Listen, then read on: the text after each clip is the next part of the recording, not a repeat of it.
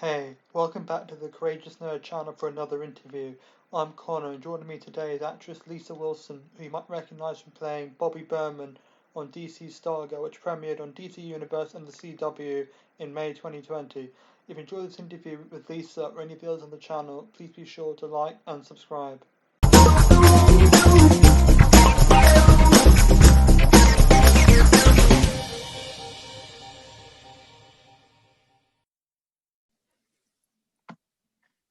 So welcome and thank you for taking the time to do this. Yeah, of course. Thank you for having me on. Great. And I was wondering, how did you find your passion for acting and what made you decide to pursue it professionally? I kind of found acting on the road of doing a multitude of other things. And I started out doing radio and television broadcasting. So I was in the news and I worked as a radio DJ for a little while, or very early on in my career. And then I found that the news just wasn't for me. And Sure. and then I moved into entertainment. I did modeling work and I did hosting work. And, it was just kind of this evolution. And ultimately, once I moved to Atlanta, I found my way into acting as the industry started building up here. So it's just been a very natural, organic process for me. But I didn't necessarily know right out of the gate that I wanted to be an actor. Right. And I suppose, so obviously you're known for playing Bobbie Burman on DC Stargirl, and prior to booking that job, how much did you know about DC Comics or the history of it? I knew a decent amount because I had already done another DC Universe show. I was on Doom Patrol prior to Stargirl. Sure. And so it was, it was my second experience with DC, and I love them. They're fantastic. They're great to work with, and they have exceptional shows, and it's just wonderful to be a part of the DC family. Yeah, and I suppose just to backtrack a little bit, if there's anyone who might be unfamiliar with Bobbie or with the show, could you maybe explain who you play and what Stargirl's about? Yeah, so Stargirl follows a character by the name of Courtney Whitmore, and her superhero name is Stargirl. And she is a part of the JSA, or the Justice Society of America. And they are these high school kids who have essentially come up. They're the children of a former superhero JSA group, and they start to form their merry band of superheroes again.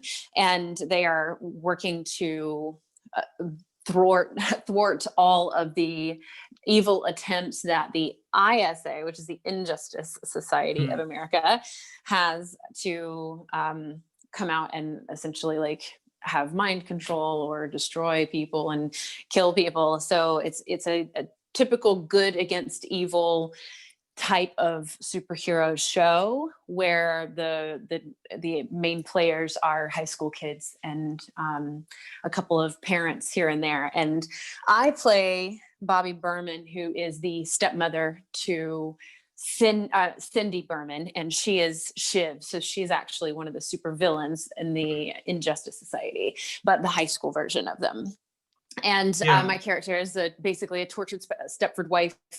I'm the wife of the Dragon King, and have been tortured in my entire existence in the Burman family, and I'm always in fear for my life. So it's a very scared character, and like a character with a desire to rebel, but is always in fear for her life.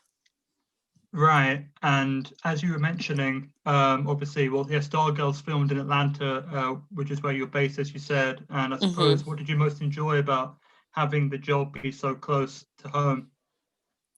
Getting to be at home every night and not having to live out of a hotel or out of an Airbnb. That's wonderful. My family's based in Georgia, and it's nice to be able to go home and be around them and still have work in my city. And, it's wonderful for Atlanta, period, because we have so many shows that are coming up here and we have the ability to work in them. So there's a plethora of work available. And we really don't have to go anywhere. I recently purchased a home here, so I'm here to stay. Yeah. And I've previously spoken to your castmates on the show, Eric Goins and Mark Ashworth, who are both also Atlanta-based actors. And did you know either of them or anyone else before shooting the show? Yeah, Eric and I have been friends for many years, and I'm familiar with Mark. He and I really didn't know each other that well before Mm. the show, but Eric and I go way back. I'm actually good friends with his wife. Right, and I suppose, do any specific memories or moments stand out from your first day on the set of Stargirl? First day. Um, Gosh, it's been a while. It's been over a Mm. year. I would say the creation of Bobbie Burman was one of the really really fun things about my first day on set, because she's a Stepford wife. So there was this Yeah. 1950s style look that was always being created. So that was really fun to be able to go through that process and actually like come out on the other side of it. Like, hey, I'm definitely have the look of a Stepford wife. But my first introduction to Stargirl was actually at my first table read for episode 2 of season 1, Sure. and my favorite moment from that was meeting Meg DeLacy, who plays Cindy, Yeah. and my stepdaughter, and we immediately bonded and became great friends just right out of the gate. So for me, that's been one of my most favorite takeaways. Yeah, and you've just given me a perfect segue into the next question, because I was going to bring up obviously Meg DeLacy, and how much discussion did you two have about your character's prior relationship to when the series takes place? Um, Very little, because there was very little information that was provided about Mm. Bobbie and about how she existed in the universe. So really, truly, I had to create it. And Meg and I, we would sit in our trailers and have conversations about where we could see the characters going and how we would like to see them engage with one another. And she hated that she always had to be so sassy and mean towards me on Mm. screen. But it's, it's obviously just acting. But that's kind of the gist of it. Like we took it where our imaginations saw it to go, because there was just such limited information to prepare for that particular relationship. So it was really created between Meg and I. Yeah, and in one episode, Bobbie actually shares a scene with Pat Dugan, who's played by Luke Wilson. So Yeah. I guess there's two ways to ask this. I guess, how did you find exploring the dynamic between the characters, and how did you, as an actor, find working with Luke Wilson? Luke is a joy to work with. He's a generous actor. He's very kind and he's very down to earth. So being in a scene with him is just as easy as having a conversation with an old friend. Mm. I felt very comfortable working with him, and the dynamic between him and really any character that he shares a scene with is very very natural. He approaches the work in a very natural way, and it's like second nature, and he makes everything feel very comfortable. So I enjoyed being able to work with him and to have that experience. He's just fantastic. I can't say enough good things about my experiences working with him. And the same goes for Meg. It's an interesting dynamic between the approaches between how I would be with living in the Berman space where I'm engaging with Meg, or how I could react with Luke, and even with Angelica in the scenes that I had with the three of us, and Yeah. being able to be more of like a happy-go-lucky person, which is it's a throwback to the character foundation, the pre Bobbie Burman is what I would call her, who she was before she became Bobbie Burman, and so that's like a throwback to who she was in those scenes. And then the reality of her as Bobbie Burman, the Stepford wife, living in the clutches of the Dragon King and of Shiv. It's a fearful life. So it's this balance between happiness and sadness, and being able to pop back and forth between the two places was really fun to play. Yeah, and I suppose in a more like general sense, I guess on this show or any show you might be on, would you prefer to know about what's going to happen to your character ahead of time, or kind of find out gradually as you go along? The stories evolve over Mm. time, and so not all the episodes are written whenever we start a season. I know for Sure. season 2, they were sending out scripts 2 episodes at a time, and so I think they were only writing them 2 episodes at a time, and so it's really a discovery.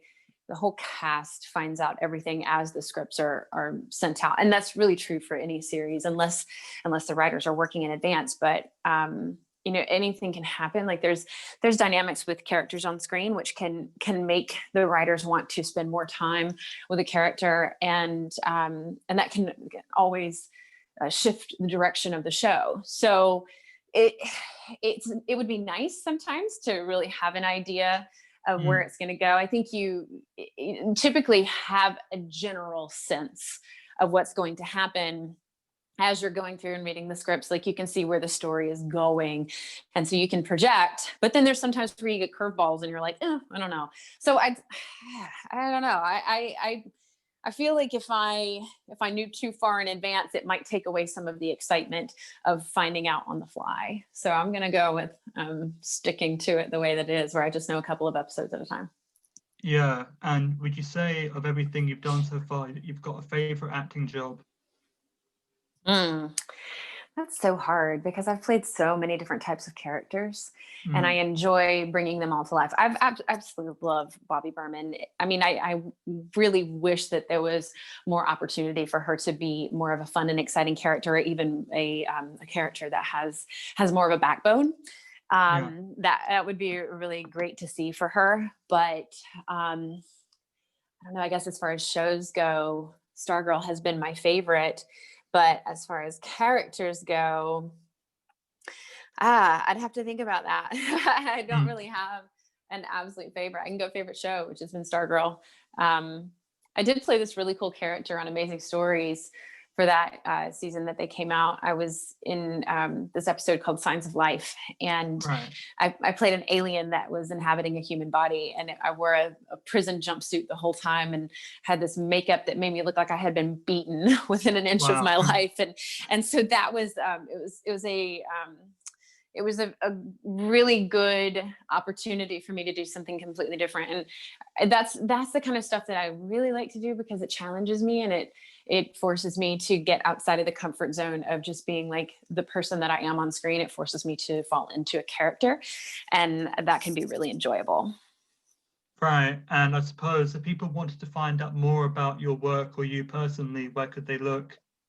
Yeah. I put a lot of my stuff on Instagram, so people can follow me on Instagram. It's Hello Lesa, and Lesa is spelled Lesa. And then I have a website that's a demo reel page. So it's demoreel.com/Lesa. And that's where I keep all of my reels and resumes and pretty much everything that's going on with my work. You can even find my voiceover demos there. So that is everything that I keep out there. I also have a Twitter page, but it kind of mirrors my Instagram. Same handle, Hello Lesa. Yeah, and this is actually the last question I've got here. And obviously after the year we've all been having, what are you most looking forward to in 2021?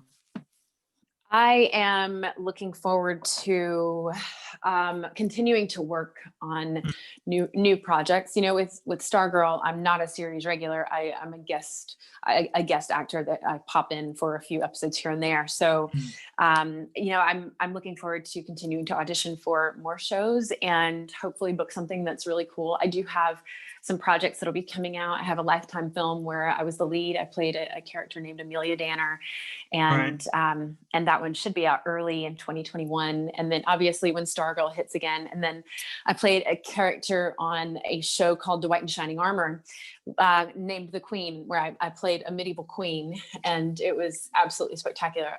We actually just wrapped the series on that, so that was I guess 2 weeks ago when we wrapped, and I'm looking forward to all of this coming out. So there's a lot of great things on the horizon for the coming year, but you know, given how 2020 has been, and that we're not out of the heavy side of the coronavirus yet, I'm cautiously optimistic for what will happen. I'm very hopeful that industries won't be shut down the way that they were.